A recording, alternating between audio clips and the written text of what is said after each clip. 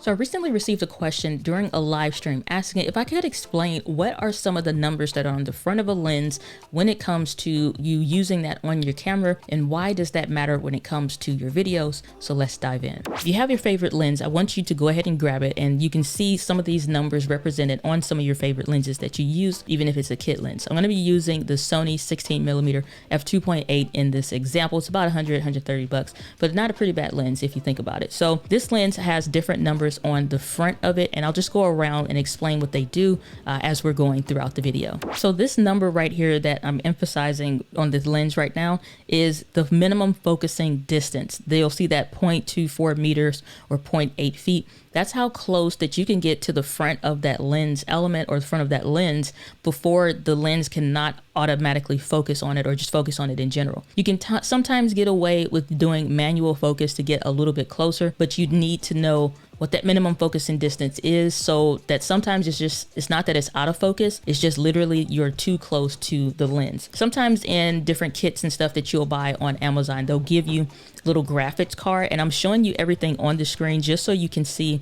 what this is like. All right, so now you're seeing everything that is happening on the Sigma 16mm lens. And most people just see things as going in and out of focus, but it's actually traveling the plane or like the length, if you will, of something. So I'm gonna focus on this people of video pen, and you can see the closer that I am getting, the more that it's in and out of focus. Well, this is pretty close to the minimum focusing distance of the lens. If I tried to come closer and just continuously focus on it, it can't actually focus on this pencil or this pen.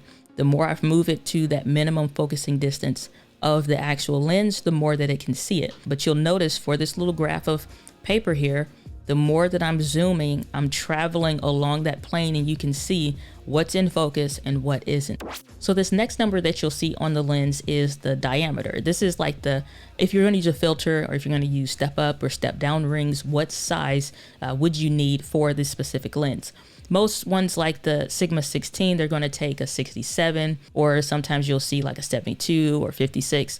It just depends, but that's where step down and step up rings become super helpful. You can keep that one lens filter size and just go up and down to make it meet the number that you need. So if you ever need to buy a lens cap, this is where that number is helpful. And lastly, this is going to tell you, this set of numbers here is going to tell you what this is. This is going to be that E mount and f2.8, which is the lowest that aperture can go.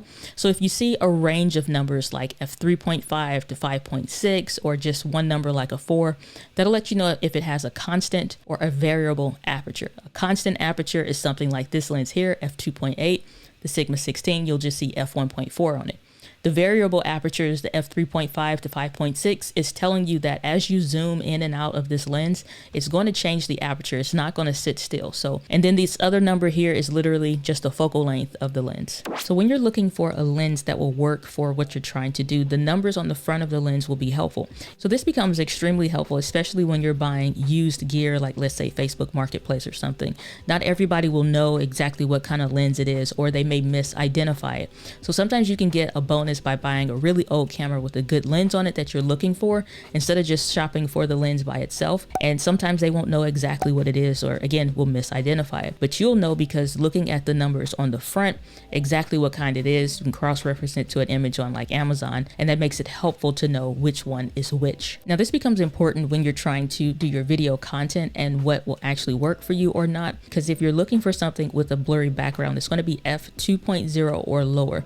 f2.8 lenses like this Sony 16 is good, but it's not going to be as good as something with a much lower aperture. And especially if you're using APS-C sensor-sized cameras like the Sony ZV-E10 or A64 or 6600, you really want to get to that f2.0 range, and then you'll start to notice a difference with the background blur in your videos. And if you want to see what lenses I actually have found super helpful in my live streaming setup, make sure you check out the video on the screen. I think you'll enjoy it a whole lot. Are you an entrepreneur struggling to get your brand noticed through video content? Look no further. The One Right Video is the ultimate guide to creating videos that will amplify your brand and grow your business. It's jam-packed with practical tips and strategies to help entrepreneurs just like you succeed in video content creation. Don't let your competition get ahead. Mark your calendar for March 1st and be among the first to get your hands on a copy of the One Right Video. Go to onerightvideo.com.